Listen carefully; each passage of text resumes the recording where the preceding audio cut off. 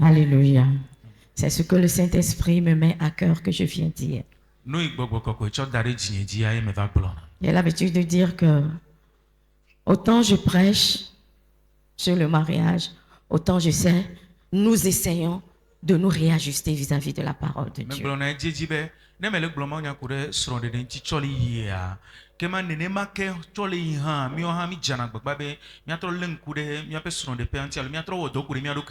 C'est quand un besoin se fait sentir que Dieu nous envoie un thème. Et quand nous discutons de ces thèmes, nous aussi dans notre foyer, nous essayons de voir qu'est-ce que nous n'avons pas l'habitude de bien faire. Parce que nous disons que le mariage est une école. Et cette école, personne ne détient le monopole ou bien la vérité absolue. Au fur et à mesure que nous avançons, l'être humain étant spécifique, tout le monde dans ton foyer, ce que tu rencontres, la manière de l'appréhender, ce n'est pas la même chose. La manière dont moi, j'appréhende mon foyer, la manière dont mon mari est, il est tellement différent de ton mari. C'est pour cela que quand ça sort, les paroles sortent, tout le monde essaie de regarder. Quel défi j'ai dans mon foyer? Comment est-ce que le Saint-Esprit va te conduire à pouvoir faire face à ce défi et à te relever de ce défi?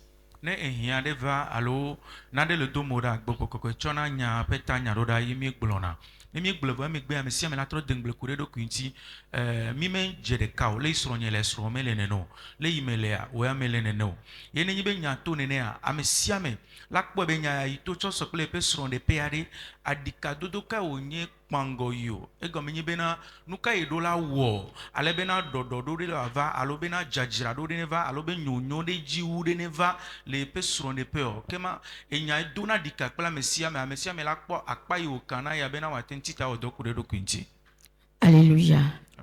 Lisons Éphésiens 5. À partir du 22e verset. Éphésiens 5, le verset 22, la Bible déclare. Vas-y, pose-moi doucement. Éphésiens 5, le verset 22, la Bible déclare. Femmes, soyez soumises à vos maris comme au Seigneur.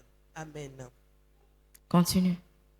Car le mari est le chef de la femme, comme Christ est le chef de l'Église, qui est son corps et dont il est le sauveur. Amen. Amen.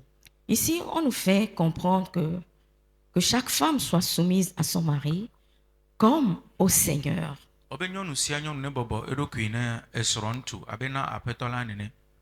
Alléluia. Car le mari est le chef de la femme, comme Christ est le chef de l'Église, qui est son corps.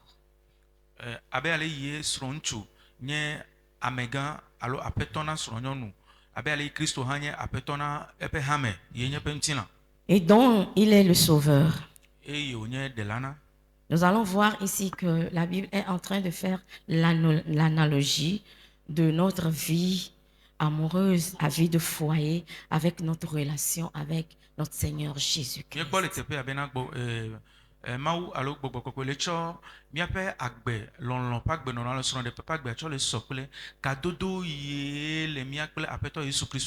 Continue. Le verset 24. Or, de même que l'Église est soumise à Christ, les femmes aussi doivent l'être à leur mari en toutes choses. Marie, aimez vos femmes comme Christ a aimé l'Église et s'est livré lui-même pour elle, afin de la sanctifier par la parole, après l'avoir purifiée par le baptême d'eau, afin de faire paraître devant lui cette Église glorieuse, sans tache ni ride, ni rien de semblable, mais sainte et irrépréhensible. Amen. Amen. Ici, on nous fait comprendre que, or, de même que l'Église est soumise à Christ, les femmes aussi doivent l'être à leur mari en toutes choses.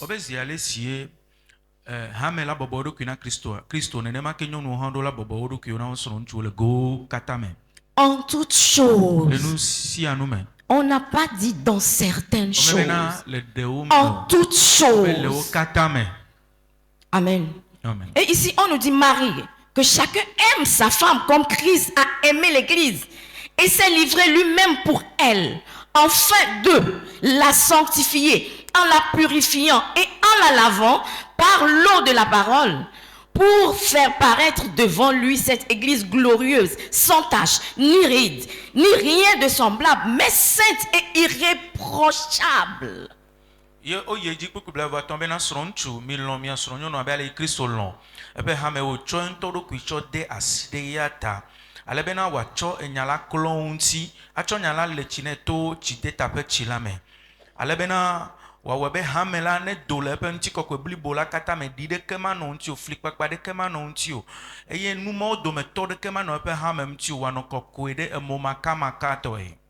Alléluia. Vous voyez cette lourde responsabilité que Dieu donne à l'homme. Marie, que chacun aime sa femme. Vous voyez ici, on ne parle pas de la polygamie, on parle de la monogamie. Que chacun aime sa femme.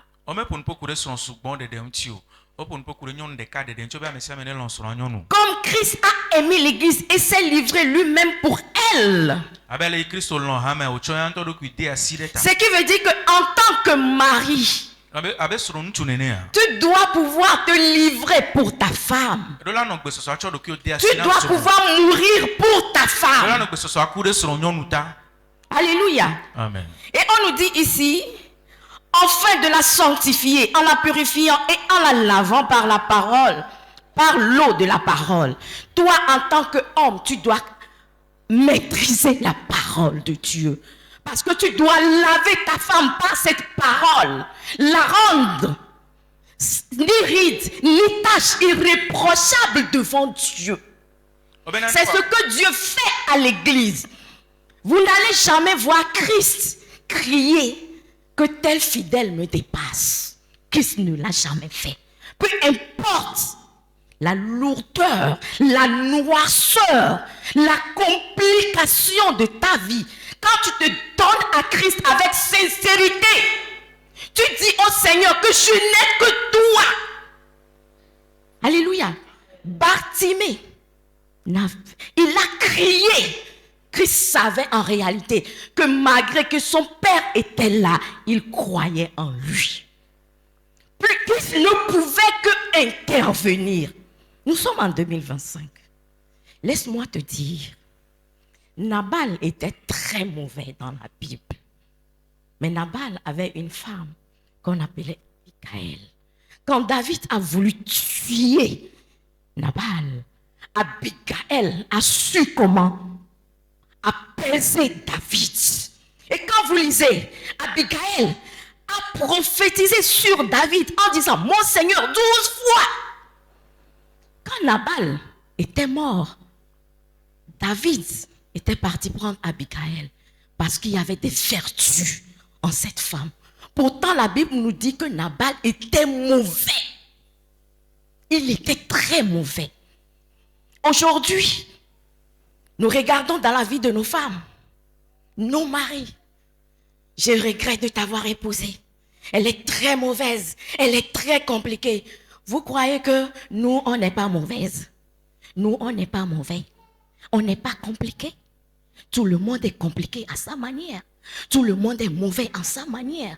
Mais quand tu amènes cette personne devant la parole de Dieu, en lavant cette personne par la parole de Dieu, en voyant le bien seulement en cette parole, en prophétisant ce que tu voudras voir dans la vie de cette parole, la parole de Dieu elle-même se lève et commence par laver cette personne et te présente cette personne sans tache ni ride. Mais aujourd'hui, nous prenons la peine. Il est trop mauvais, il est trop mauvais, il fait ci. Et le diable dit, vas-y, continue, vas-y, continue, vas-y. Les gens qui n'étaient pas là le vendredi, là, je vous plains. L'ange qui te tient à ton côté et qui écrit toutes choses dit, oui, il me dit que son mari est mauvais. Son mari est mauvais. Son mari est mauvais. J'écris, son mari est mauvais. Il est mauvais, il est mauvais, il est mauvais. La Bible nous dit de ne pas dire en présence de l'ange que ce n'est pas inadvertance que ces paroles sont en train de sortir de nos bouches. Qu'est-ce que nous-mêmes nous faisons? Nous maudissons nos maris, nous maudissons nos femmes, nous maudissons nos enfants. Et nous nous attendons à ce que qu'est-ce qui nous arrive? c'est ce que tu dis qui se concrétise. Peu importe la noirceur du cœur de ton mari, de ta femme, vois de bonnes choses. Qu'est-ce que la Bible te dit? Qu'est-ce que la Bible t'a promis? Commence déjà par prophétiser pour la vie de ton mari. Je ne te dis pas que ça prendra 1 an. Je ne te dis pas que ça prendra 2 ans. Je ne te dis pas que ça prendra 3 ans. Je ne te dis pas que ça prendra 5 ans. Ce que je suis aujourd'hui, la femme que je suis devenue aujourd'hui, demandez à papa, ça lui a pris combien d'années? Demandez-lui. Ça lui a pris combien d'années? On ne peut même pas dire 10 ans. Il en a tellement bavé. Mais il ne s'est jamais découragé. Il priait toujours pour moi. Hier, on était à Tapamé. Papa a dit, avant de démarrer, de l'appeler, que lui, il va prier. Et on était là, le pasteur Jésus était là. On était là, on riait. Et je dis, il protège sa propriété. Alléluia. Il me traite comme un enfant. Mais je pouvais dire que je suis intellectuelle. Non. Alléluia. Les hommes, vous avez des responsabilités. Levez-vous pour prendre vos responsabilités. Quand la femme fait certaines choses, c'est impardonnable. Mais quand ton enfant fait, ça ne fait rien. Non. Prenez vos responsabilités en tant qu'homme. Si nous ne voulons pas, les hommes ne veulent pas être spirituels. Mais si vos femmes sont spirituelles, comment est-ce que le foyer va bien marcher? La femme entend. La femme sait discerner ce que Dieu veut. Mais toi, homme, tu ne sais pas. Comment est-ce que tu pourras diriger, guider cette femme? Il y aura toujours une palabre dans votre foyer. Toi, homme, lève-toi en tant qu'homme. Apprends la Bible, apprends à prier. Deviens cet homme spirituel qui pourra couvrir sa femme. Moi, si quelque chose m'arrive, je sais que mon mari est là, je suis réconfortée, peu importe. Même si je l'appelle, je ne l'entends pas, je suis réconfortée. Parce que je sais qu'il me couvre. Alléluia.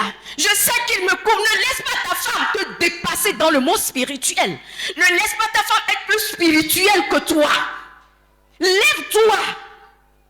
Alléluia. Tu es la tête. Tu es la tête. Lève-toi. Prends ta position de tête. Ce n'est pas seulement en parole. Femme soit soumise. Femme soit soumise. Femme soit soumise. Femme soit soumise. Oui, elle sait qu'elle doit être soumise. Mais toi aussi, homme, lève-toi pour prendre tes responsabilités en tant qu'homme. Amen. Amen. Prends tes responsabilités en tant qu'homme. Que ta femme sache vraiment que j'ai un homme dans ma vie. Amen. Combien de fois as-tu prié pour ta femme en année 2024? Est-ce qu'il t'arrive même d'appeler pour voir comment est-ce qu'elle va? Est-ce que tu t'assois avec elle pour discuter de sa vie spirituelle? Non, c'est toujours des remontrances par ici. Tu ne fais pas ci, tu ne me fais pas ça, tu ne me fais pas ci, tu ne me fais pas ça. Nous allons aller où avec ça? En 2025, ce que tu voudras que ta femme soit, que ton mari soit, à toi de commencer. Commence très tôt. Commence très tôt par prophétiser. Amen. Commence très tôt par prophétiser pour que cela commence par s'accomplir dans sa vie. Alléluia. On continue. Le verset 28.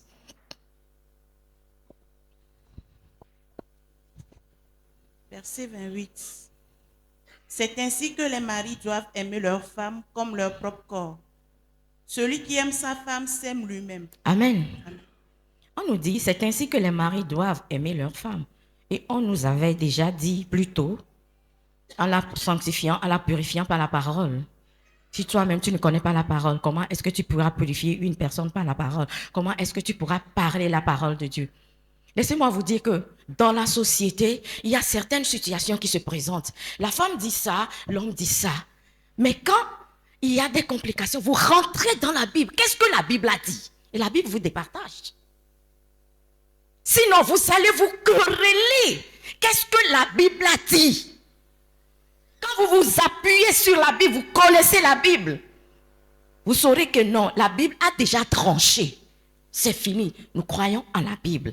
Pas à ma connaissance. Le monsieur dit, oui, moi j'ai appris ici, par là, mon éducation, tout ça. Non, il n'y a pas ça. Qu'est-ce que la Bible dit?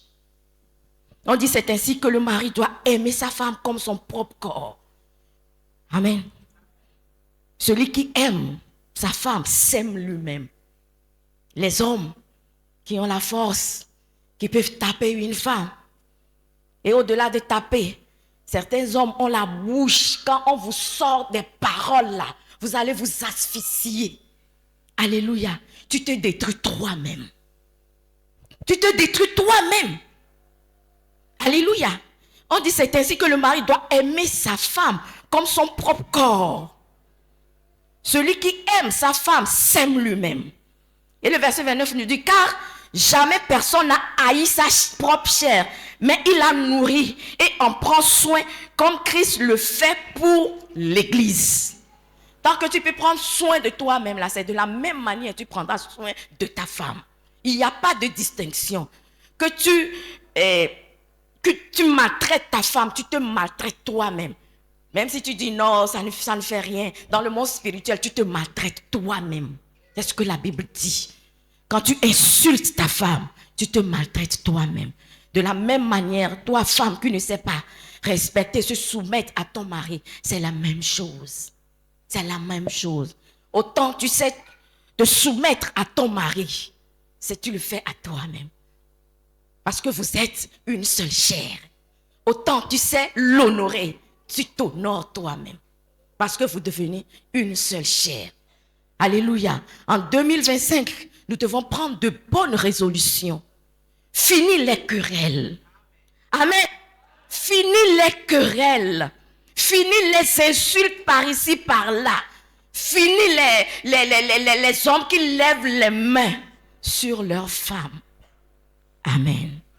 Amen. Si tu as tes manquements, ce matin, tu vas baisser ta tête et crier au Dieu de gloire. Seigneur, selon ta parole qui venait de sortir, ou bien qui vient de sortir, je reconnais tellement mes faiblesses. Je ne sais pas prier, je ne sais pas lire la Bible, je ne sais pas jeûner. Je ne sais pas prendre soin de mon mari, je ne sais pas prendre soin de ma femme. Demande au Dieu de gloire ce matin pour qu'il change les donnes. Demande-le lui pour qu'il t'amène dans son intimité. Quand il t'amène dans son intimité, c'est lui-même qui te dira fais ci, fais ça, fais ci, fais ça. Fais ci, fais ça. Prie au Dieu de gloire ce matin.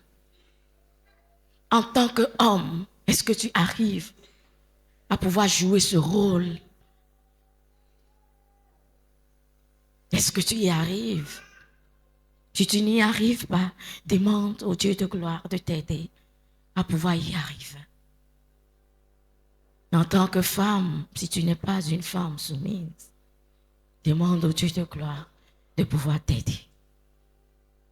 Et ne soyons jamais fatigués de prier pour les uns et les autres. Ne soyons jamais fatigués de nous soutenir mutuellement. Le changement d'un homme ne se fait pas en un seul jour. La transformation d'un être humain ne se fait pas en un an. Mais ça vient progressivement. Ça vient progressivement. Parle au Dieu de gloire. Parle au Dieu de gloire ce matin. Parle au Dieu de gloire. Parle au Dieu de gloire ce matin. Parle-lui. Parle-lui. Ne sois pas timide ce matin. Ne dis pas que les autres vont... Non, on s'en fout de ce que les autres disent. Mais c'est ce que Dieu dit de nous qui est important. Parle au Dieu de gloire, parle. Parle au Dieu de gloire. Parle au Dieu de gloire, parle au Dieu de gloire.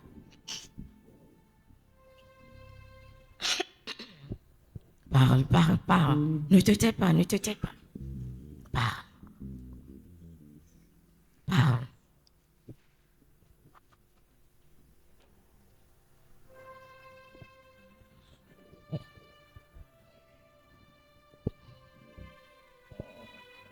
Alléluia. Alléluia.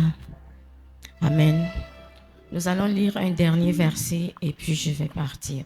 1 Pierre 3, à partir du premier verset. Je vais faire la lecture, s'il vous plaît.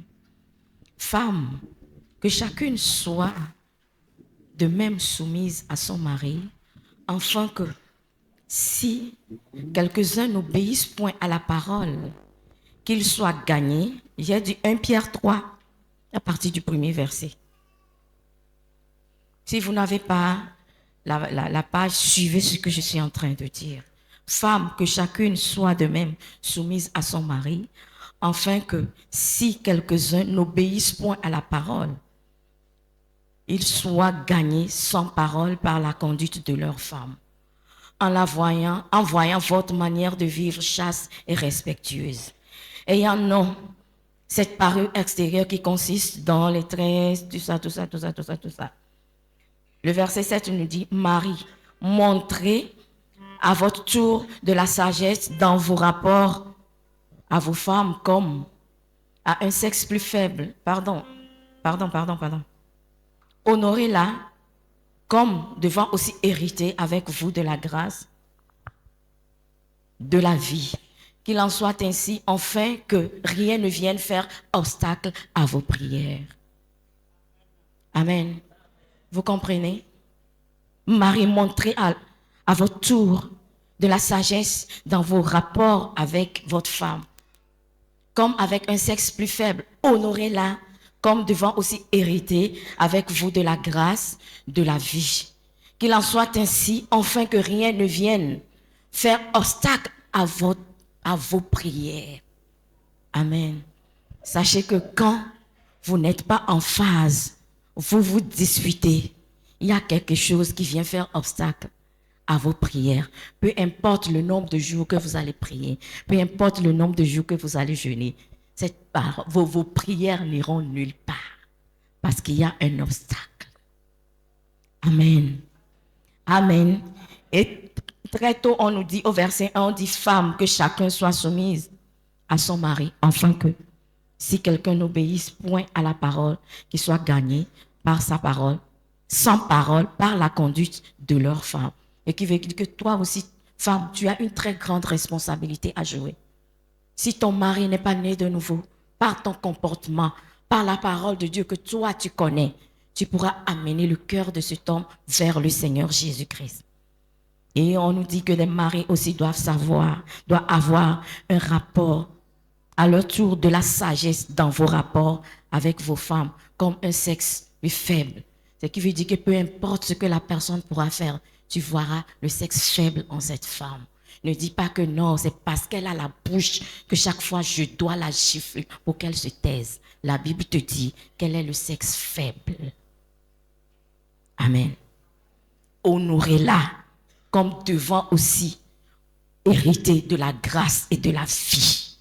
Et on nous dit qu'il en soit ainsi et que rien ne vienne faire obstacle à nos prières.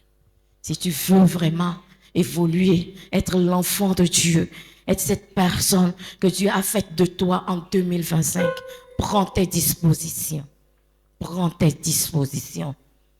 Parce que quand tu n'es pas en phase avec ton mari ni ta femme, ne pense pas que Dieu écoutera ta prière. Peu importe ton onction, Dieu n'écoute pas. Vous êtes bénis.